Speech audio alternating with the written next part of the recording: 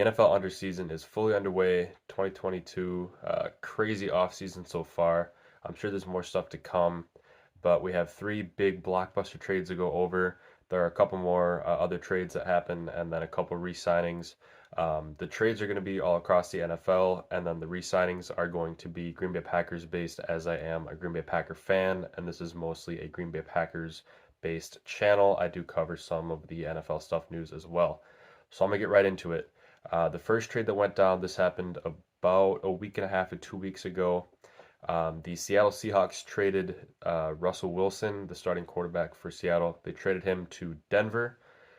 In this trade, Seattle receives quarterback Drew Lock, tight end Noah Fant, defensive lineman Shelby Harris, two first-round picks, two second-round picks, and a 2022 fifth-round pick from Denver. And Denver receives, obviously, quarterback Russell Wilson and a 2022 fifth-round pick. So this puts another top-tier quarterback in the AFC West division.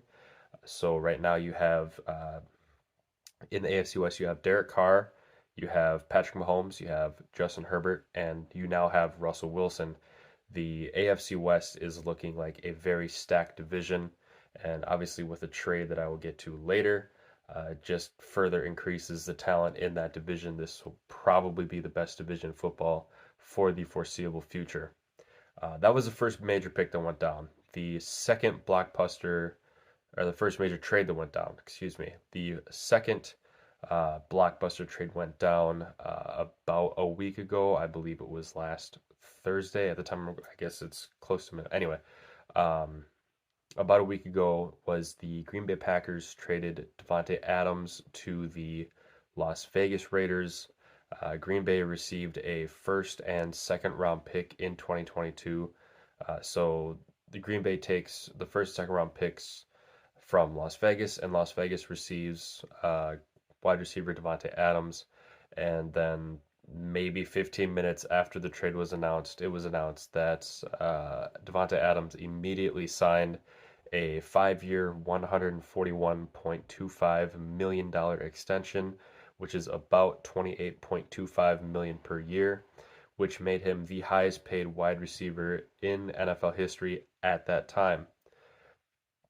Excuse me. And then just today, in the third major blockbuster trade that happened, the Kansas City Chiefs agreed to a trade with the Miami Dolphins, and the Kansas City Chiefs, excuse me, traded wide receiver Tyreek Hill to Miami, and Kansas City, in return for Tyreek Hill, received first, second, and fourth round picks in 2022, and they will also receive a fourth and sixth round pick next year in 2023. So Kansas City receives 5 draft picks, and Miami receives Tyreek Hill. This, as a Packer fan, made me pretty upset because I feel like the Packers could have gotten more for DeVonta. However, the Packers didn't really have leverage in terms of a trade. Teams knew that Adams wanted out, and he was playing on a franchise tag, so they didn't really have a whole lot of leverage with other teams to get more in return for him. It is what it is, and it happened, and whatever. I'm a little upset about the trade, but if he didn't want to play here, then we can't really force a player to play in Green Bay. So be it. I did mention some other trades that went down. Another, I guess this one would be a blockbuster trade now that I'm looking at it. Quarterback Deshaun Watson of the Houston Texans was traded to the Cleveland Browns for a slew of picks, which means that Cleveland Browns' former starting quarterback Baker Mayfield will most likely get traded sometime soon.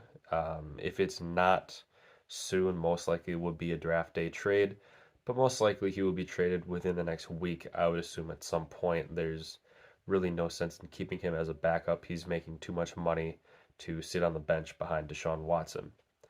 Another trade that went down about a week ago, the Indianapolis Colts traded Carson Wentz, quarterback, to the Washington Commanders for, I believe it was 2 third-round picks.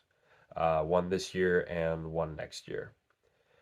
And the final trade to go over, this one happened, I believe, 2 days ago, maybe three. The Atlanta Falcons traded their starting quarterback Matt Ryan to the Indianapolis Colts. So the Colts traded away Carson Wentz, and then they traded for Matt Ryan. They traded, uh, yes, the Falcons traded Matt Ryan to the Colts. I'm assuming for a slew of draft picks, probably second, third rounders. I'm not entirely sure of the details of that trade, but I do know a good amount of draft picks are involved in that. That is it for the trades that have gone on so far in the NFL offseason. The new league year started, I believe, a week and a half ago, maybe 2 weeks ago. So those are the major trades that have occurred lately. Now we're going to get into some of the re-signings. These are going to be specifically Packer related. The first re-signing that we heard of, this one happened pretty quick.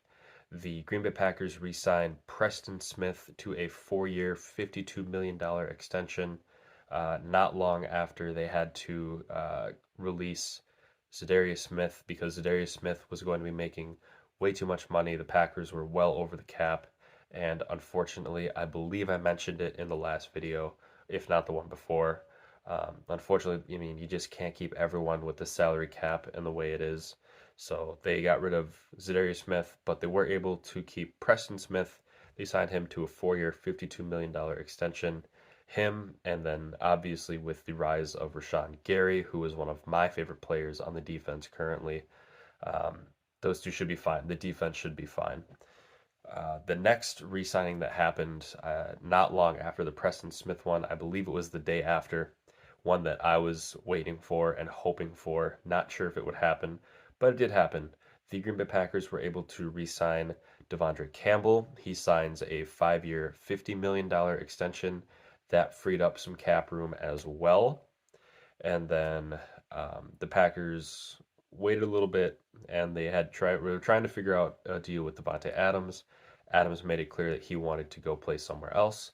So then the Green Bay Packers traded Adams to Las Vegas, like I mentioned earlier, which freed up about $20 million in cap space. After this move, the Green Bay Packers re-signed Rasheed Douglas, who kind of had a breakout year and kind of came from nowhere. Good find by the Packers scouting team. But they were able to re-sign cornerback Rasheed Douglas to a 3-year, $21 million deal, and it is worth up to $25.5 million, I'm assuming, with bonuses and incentives, stuff like that. But the base is a 3-year, $21 million deal. And then I mentioned him before, Zadarius Smith. He decided to go sign with the divisional rival Minnesota Vikings. So I thought that was pretty interesting. He originally had a deal to return to his former team, the Baltimore Ravens. That deal fell through. News broke of that about a week ago, around the same time as the Adams trade, maybe a day or two before. And so, yeah, that deal fell through. And it was reported that he was visiting with a couple teams. The Vikings were one of the teams in the mix, and eventually they agreed to terms, and Zadarius Smith is now a Minnesota Viking. So the Green Bay Packers will see Zadarius Smith on the opposite side of the field twice per year for the next, I can't remember the exact term of the deal. I believe it was either a 4 or a 5-year deal. So for the next couple of years, the Packers will see Zadarius Smith on the other side of the field. That is all the news I have for now. As more news breaks out, there are some moves that have to be made.